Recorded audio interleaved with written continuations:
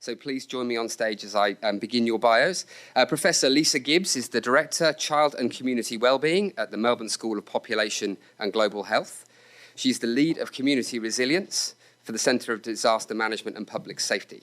She's an expert on disaster resilience and recovery, working with government emergency and service provider partners to build new evidence and translate it into practice. Professor Lindsay Oates is the Director of the Centre for Positive Psychology at the Melbourne Graduate School of Education. His research interests concern the application of wellbeing in workplaces, health and education systems. In particular, he's developed intervention and organisational development programs to assist mental health services to become more recovery-oriented, drawing on the empirical basis of positive psychology and wellbeing science. Jackie Gossip is the Global Head of Continuity of Business and Crisis Management for the Consumer Bank at Citigroup. Jackie is responsible for leading and overseeing continuity of business planning and recovery strategies across the global bank. And finally, our moderator this evening is Elisa Tremetta, the Deputy Director of External Affairs for the Clinton Foundation. Elisa leads academic partnerships, enrolment, engagement, marketing and communications, and the design and implementation of the Clinton Global Initiative curated year-round program. She's also the Vice President of the New York Alumni Association. Please welcome our panel this evening in the traditional way.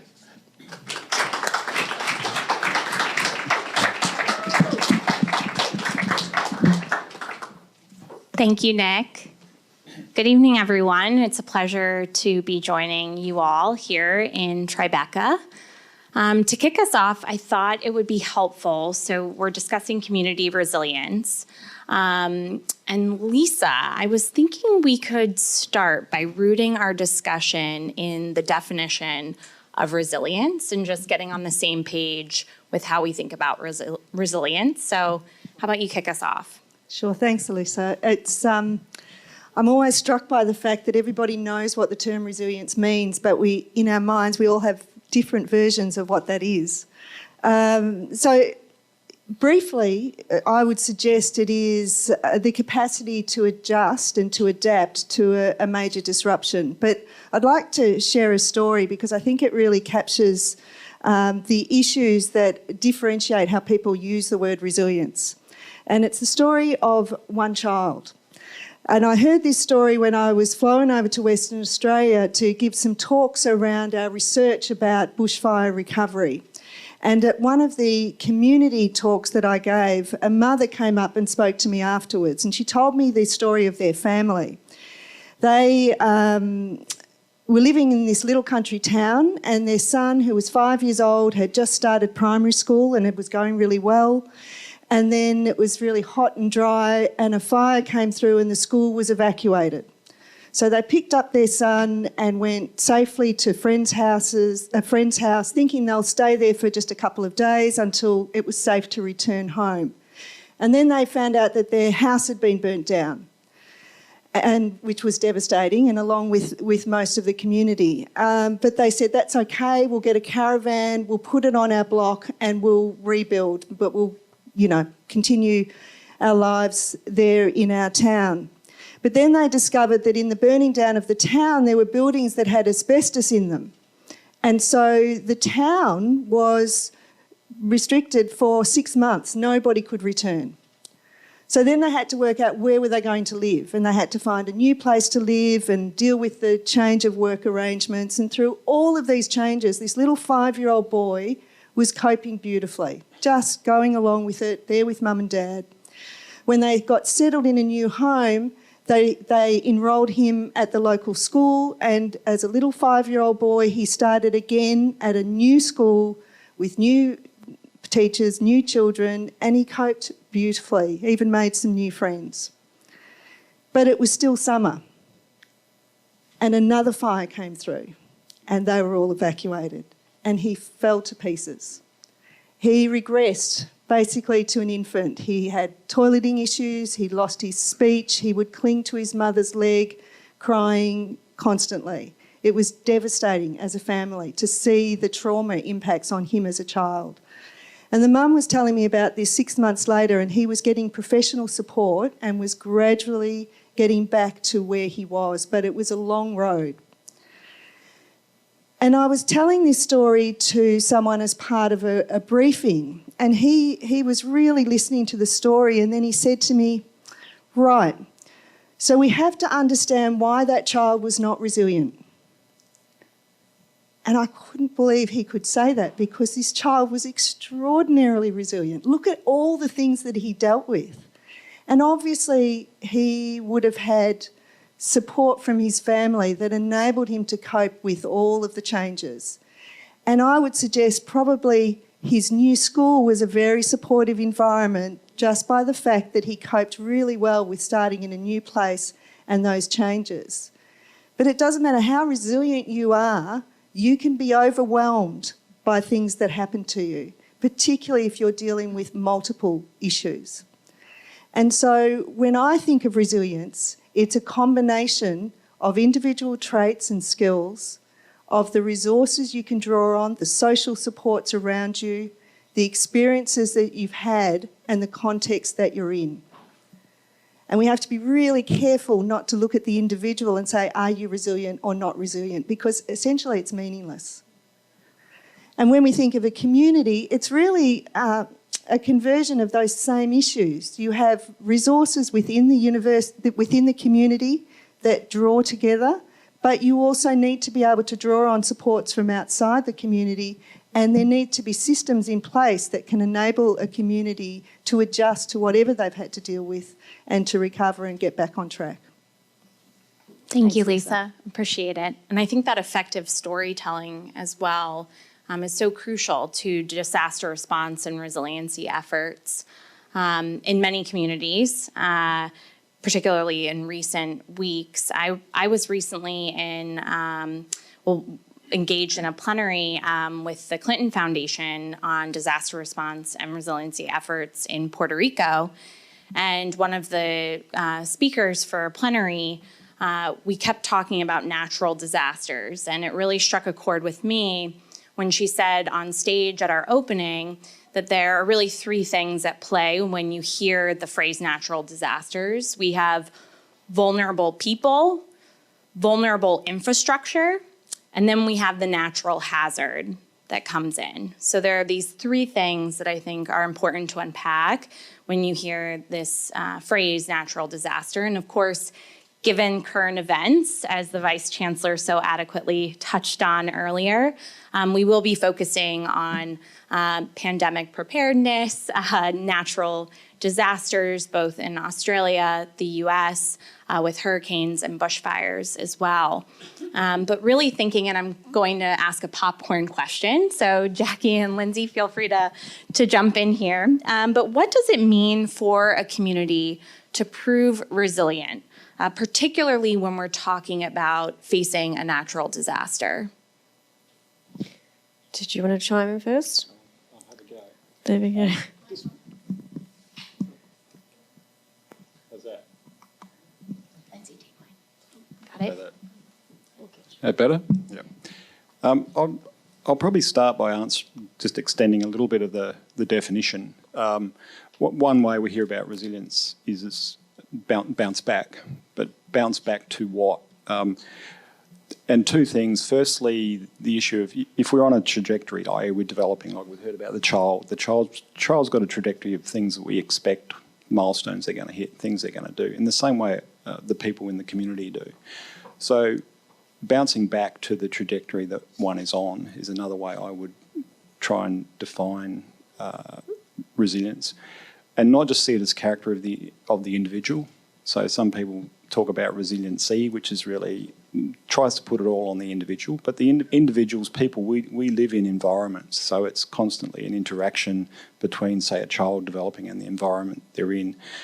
A resilient community or a resilient organisation, Vice Chancellor, I'd say universities are resilient organisations. They've been around for almost 1,000 years. They keep being criticised, but they keep surviving.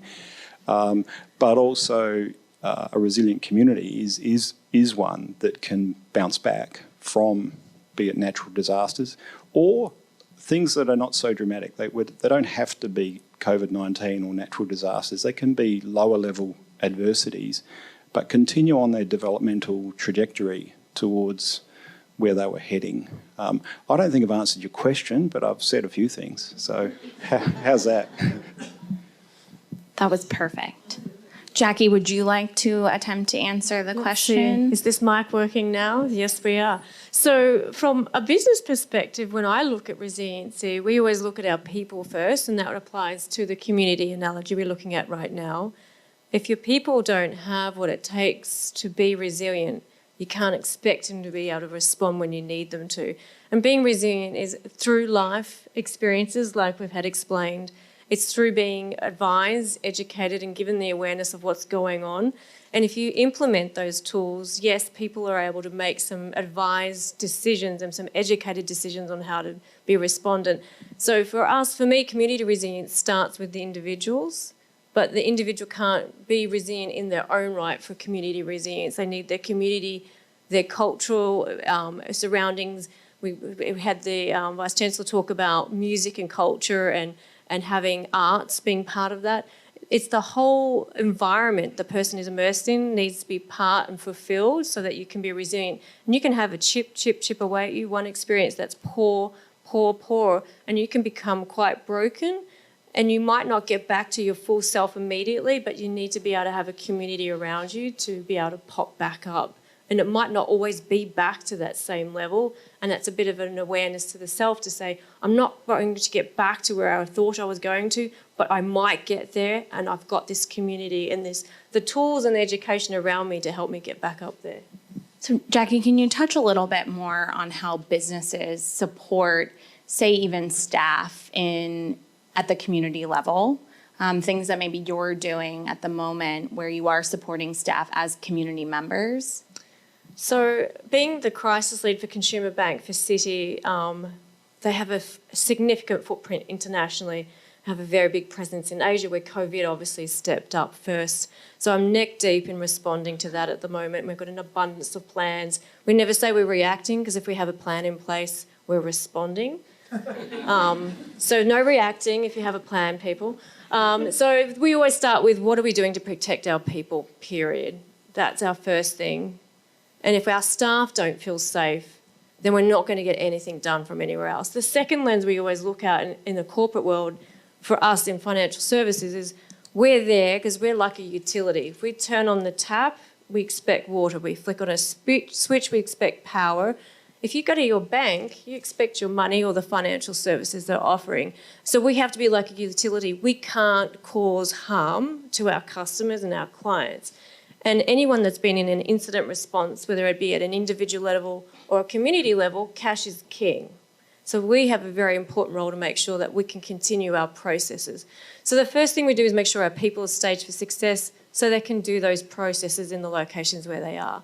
So what we do split operations. If we have a team of 20 people, for example, doing something critical to a client, we're going to have 1/3 in one location, another third in another location, and then we're going to have a community of people doing it remotely. And never do those communities overlap. And it might cause some inconvenience because some people might need to work from another location, or they might have to work remotely from their home for some staff. That's not necessarily ideal.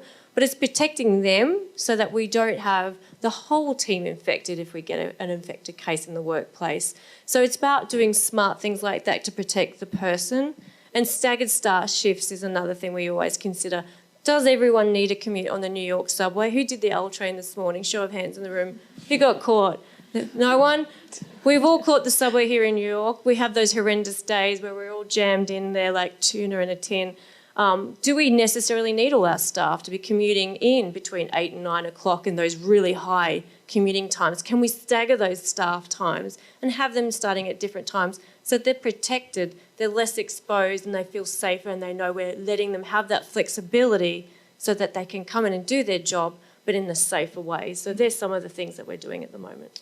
And Jackie, I think you will have many New Yorkers coming up to you after this panel asking about working remote policies, staggered starts, because a lot of us received information, I'm sure, from our organizations this week. I don't have the bio background this gentleman has, but I am FEMA certified in infectious disease and pandemic. So at drinks afterwards, you can ask me an abundance of questions. There you go. I'm ready.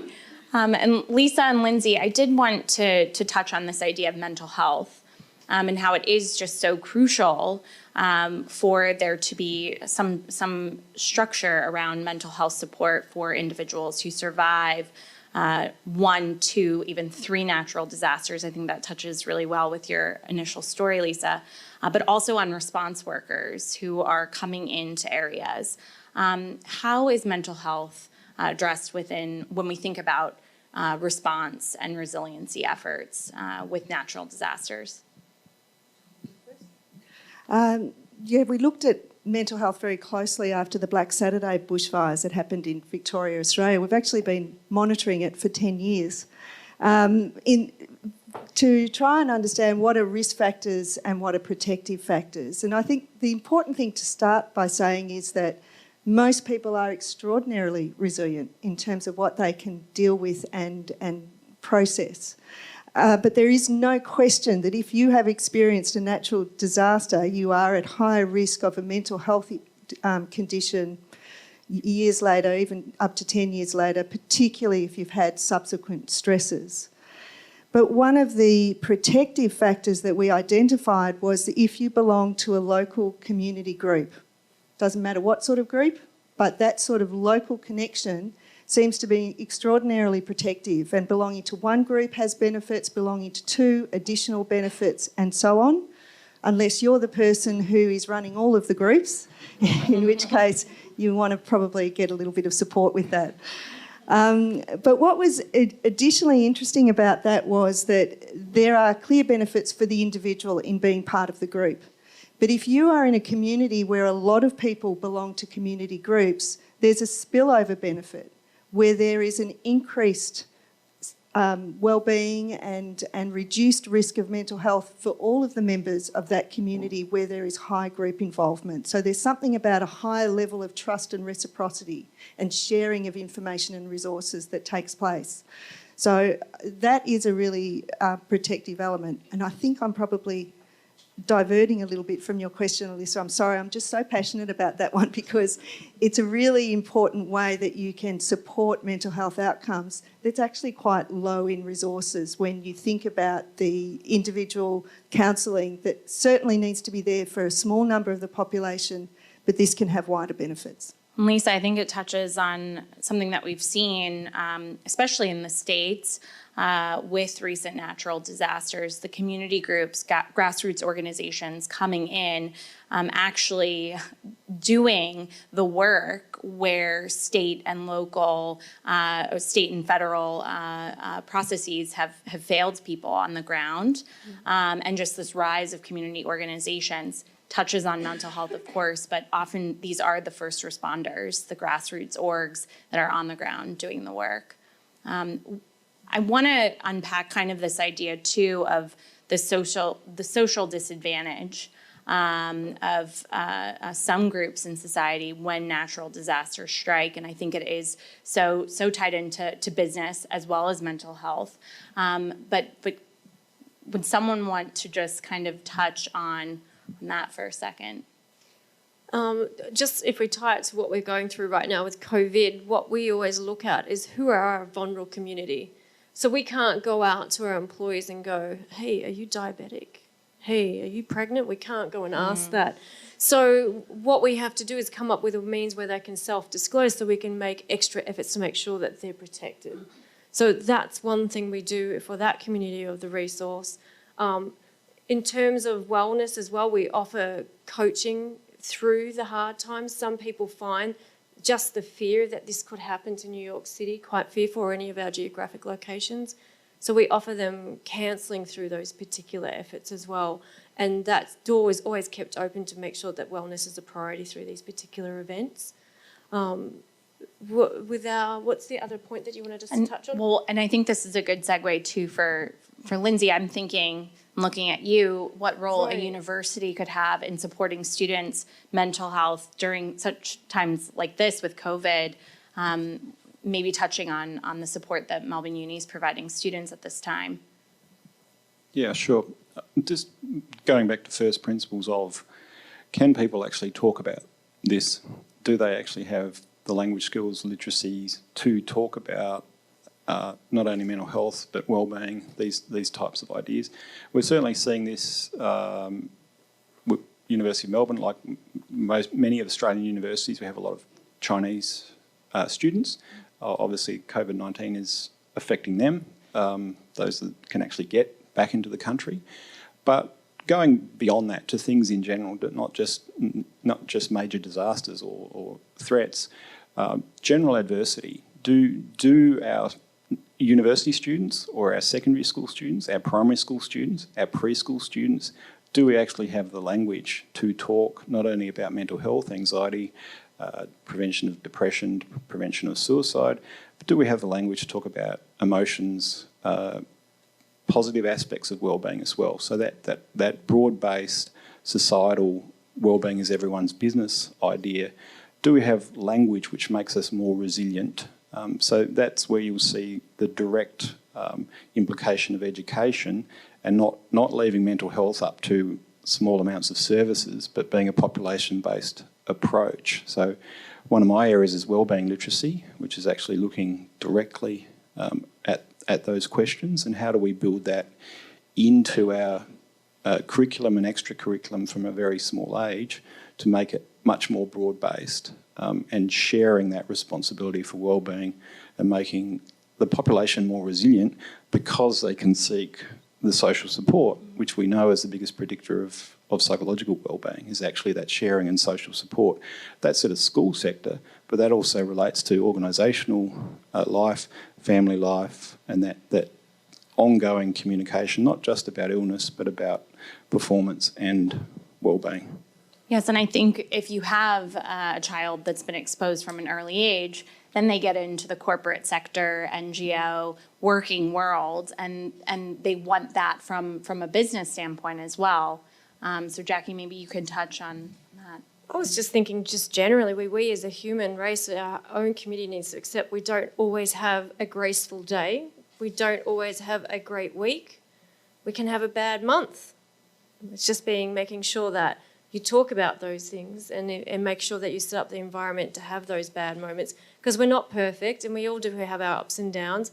We all have our highs and lows, and to make sure when you spot someone with a low, just be really gentle about how you approach it, but don't ignore it, would be my wisdom. And in the workplace, you have to be very sensitive about how you approach that. All you can do is ask them, are you okay? And just that question alone can open up a big door for us in the corporate world. Obviously, in a more of a clinical situation, you might have more freedom to ask more open questions, but we're very, very restricted with what we can directly ask our staff.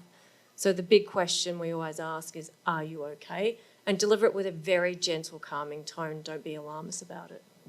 Thank you, Jackie. And I do want to touch, we are just a few more questions for the panel from me. And I wanted to touch on this idea of philanthropy, because the Vice Chancellor brought this up, stating philanthropy has a critical role to play, direct quote.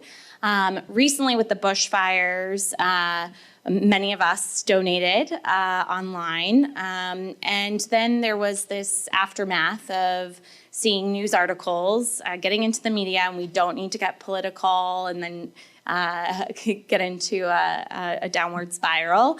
But with online giving, how I feel like there was a lot of frustration around that, particularly for many Australians in the room who felt almost like this was their way to feel connected to their home during this time, giving online, and then seeing the media storm around the usage of the funds.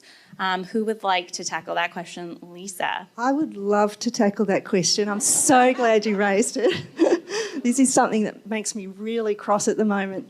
So it is so amazing to see the generosity of people giving for this cause. So needed and so fantastically generous. And I get really upset about the sort of changed rhetoric in the media because it is so uninformed. I think there is an expectation that all of the money will be handed out to people immediately because that's where people wanted to make a difference. But seriously, if you've just lost your partner or your home and someone handed you some dollars, do you feel better?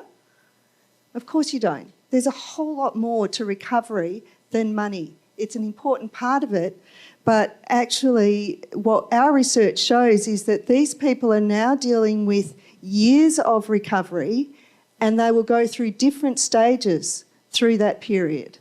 And the people who know that best, who are the absolute experts in the field, are Australian Red Cross. And they have been given the responsibility of administering these funds, and they're under enormous public pressure to administer them badly rather than well, as they know how to do. So I would just reassure all of you and ask you to spread the word that money is in safe hands, and the other major philanthropics in Australia are also well informed, and they've been holding roundtables with experts in the field to guide the decision making as they go forward. And what role does the media have in conveying that to the public? Because so many of the articles were stemming even from mainstream media outlets here in the States, Australia as well. So let's look at the role of the media, and then also how us as consumers of the media are engaging with it. What's our responsibility as media consumers? Media in a crisis period, everyone relies on being given intelligence, and being able to be kept informed makes us feel like we're advised and we can make some smart decisions. There's so much that goes on in the media that's just creative writing. Dare I say that, if there's anyone that's a writer in the room. The fact here, those of us who live in the US and have been for several years, they name every extreme storm we have, whether it be a summer storm or a winter storm, and it makes everyone become quite alarmist. I think there's a role for them to play to be realistic in their journalism and their media, and don't trust everything you read, and make sure where you're going is an informed source of material, especially with stuff that's going on now with COVID. Everybody feels like they're an expert in this space, and really there's only a few areas you can be going to get the wisdom and the true statistics as to what's going on, and really listen to your healthcare advisors. People are starting to wear surgical gloves on the subway. That's not going to help you. People are wearing masks. It's a very polite and cultural thing to do in Asia. I've lived in Asia in an abundance of years. It's a very cultural, wonderful thing to do. At the same time, it's not going to help you. So the media advice and guidance, I think there's an essence of what's morally right, what's the community right thing to do in your media or any online communications when there's an event going on. It needs to be truthful and solid. That's my guidance on the media. Stop naming storms. Lisa, did you want to?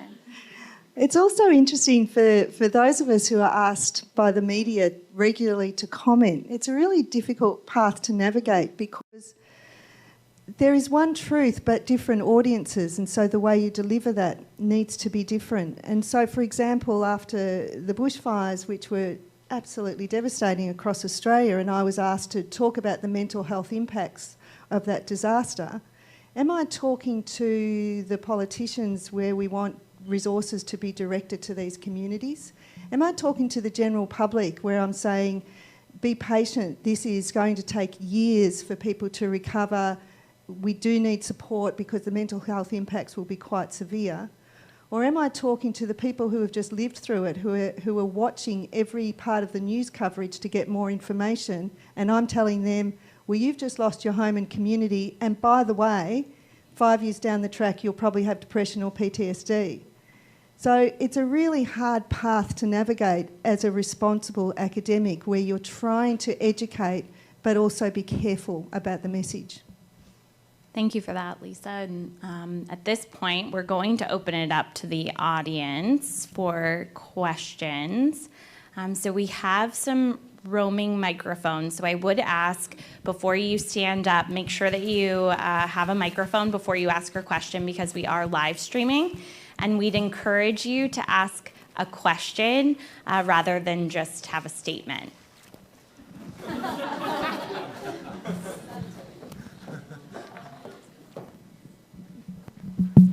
Thanks very much. I'll just introduce myself by name. My name's Marcus, and thanks to the organisers tonight and the whole panel.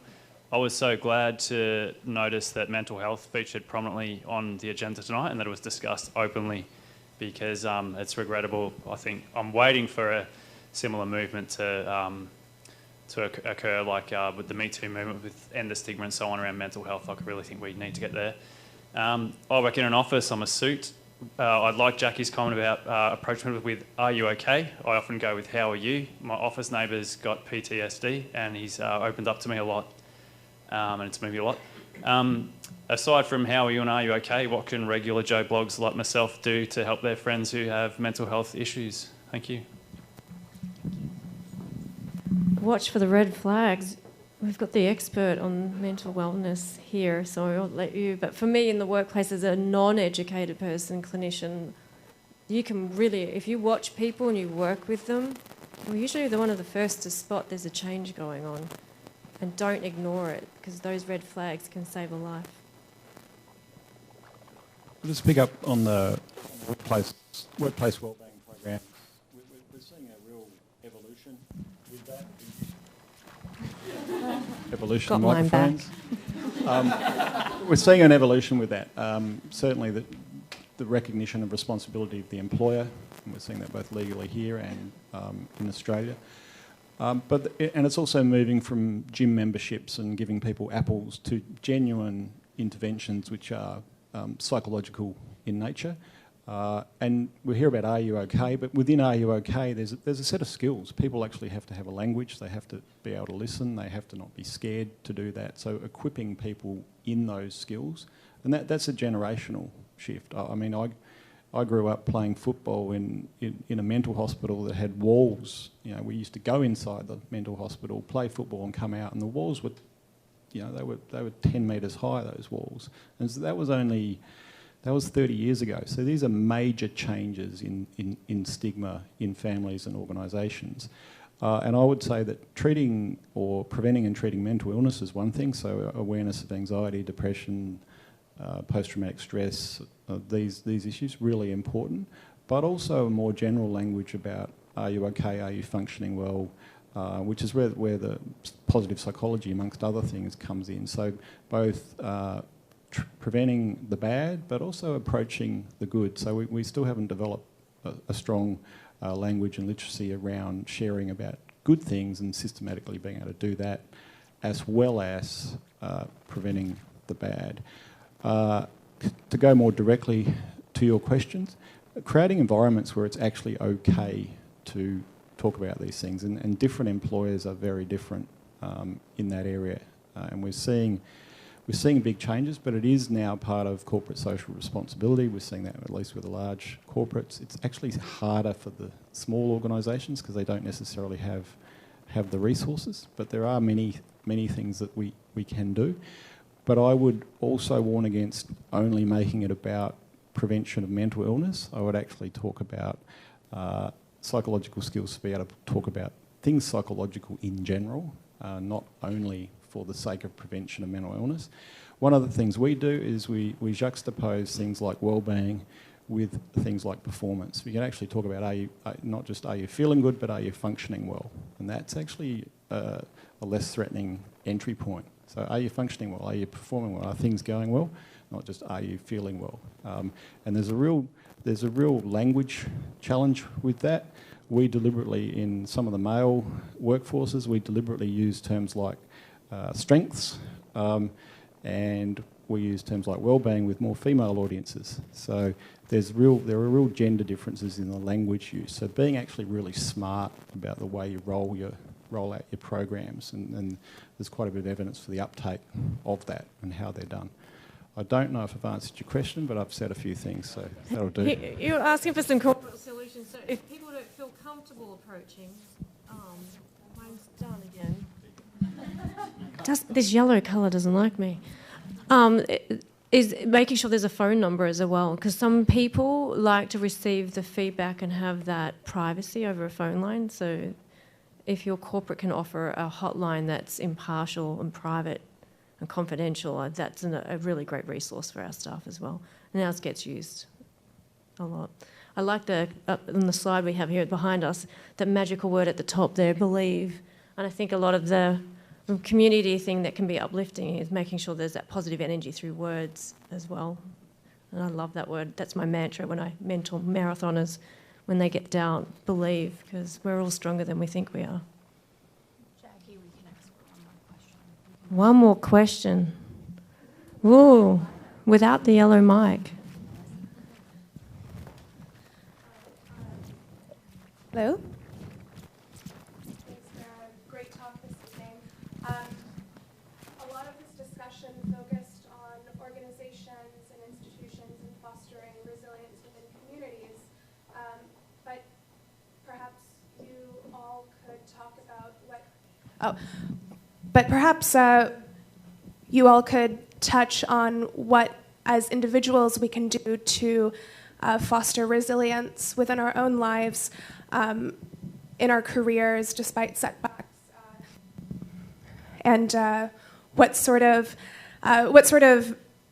individual management we can do for ourselves in order to make sure that the next crisis we go through doesn't hit us as hard, and to not just come back the same level as we were before a crisis or a disruption, but to use that experience to make us better and more successful in our own lives and careers.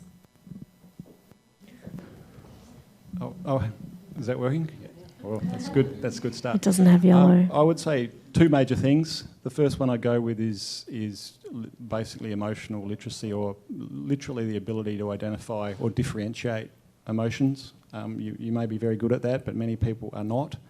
And we do a lot of work with children on that. So actually having that that ability, the opposite of that, alexithymia, the inability to identify your emotions, is a clinical disorder. Going the other way, can you actually identify the emotions when they're happening? And the second major thing, which sounds very basic but really important, number one psychological predictor of well-being is the quality of your relationships and support. So I would say work hard on strong sets of social relationships, both intimate ones and friendship ones, and don't just see it as nice, but absolutely necessary, because that will build in your resilience. When I used to work as a clinical psychologist years ago, we used to do the ward rounds in the psychiatric institutions, young men. It was always relationships which put them into psychoses, so schizophrenia. It was a relationship stress, or nearly always, that was precipitating the condition. And it was often the men that were kept hospitalised because they didn't have the social support networks. So the social support, the quality of your relationships and people around you is a protective factor. So two major things are emotional identification, emotional differentiation, and quality of your relationships. So, and however that looks and how to do that, there are many ways that can look, but they would be two big evidence-based things I would go for straight away. And look after yourself. Pick a time in the day where you can really put time aside that you can control, because all of us are typically, if we're a college or university alumni, we're all working. Work eats us up. Make sure you look after your own personal wellness. For me, I am not a morning person, but I do everything in the morning. And I make sure that my staff will go, I don't have time for this. I'll like, if you don't have time to develop, read a white paper, or do some training, at least 1 hour a month, you deserve 12 hours for you in your development. And if you can't find 12 hours for you, there's something wrong, you need to stop and pause and work it out. It's just making people think. Because like, people just go, and they don't pause and go, what's right for me? Because when I'm good, I can make other people better and make my community better. So just make sure you spoil yourself. It doesn't take much. So you put your mask on before you assist others. I don't have... Oh, now it's working. Okay. Well, thank you all so much for joining us, and many thanks to all of you. I'll invite Nick back up to the lectern to close us out. Thank you so much. Can I ask everyone to join me in a round of applause for our fabulous panel? Thank you very much.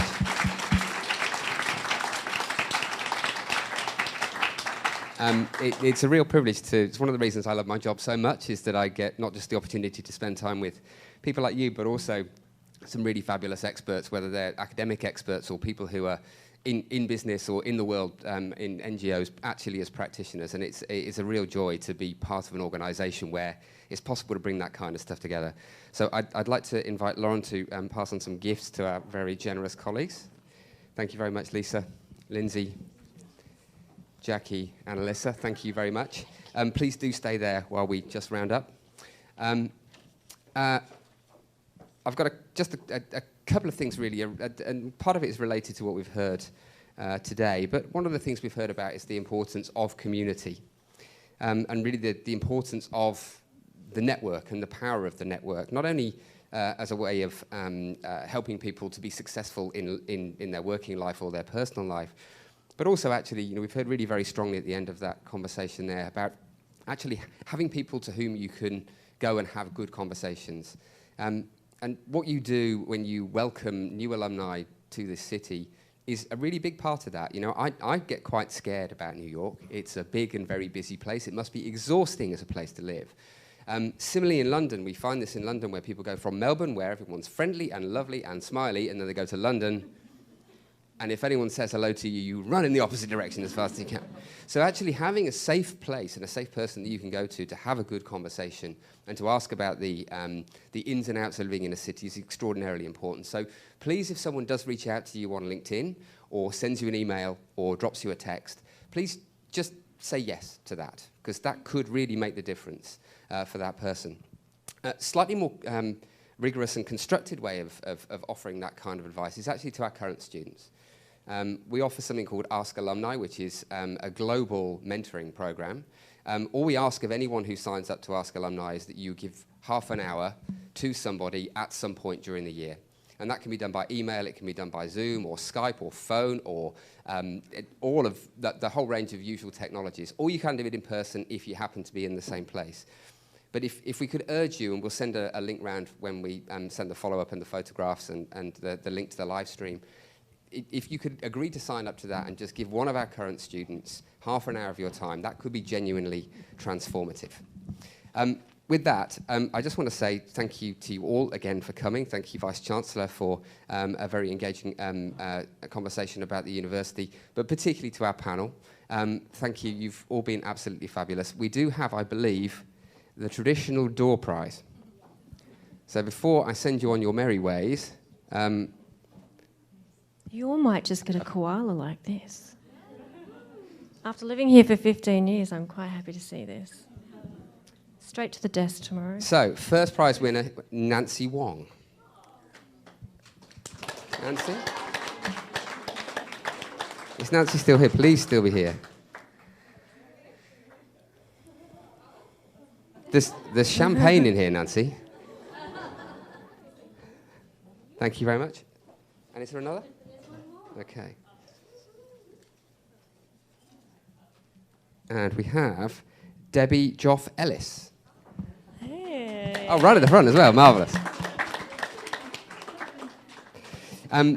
Please do stay. Please enjoy the conversation with your friends. Hopefully make some new friends this evening. We have canapes and drinks for a little while longer next door. And I don't doubt, COVID-19 permitting, we'll be back in a year or so's time. Please do join your Alumni Association and take the opportunity to spend some time with each other through the year too. So thank you very much. Thank you.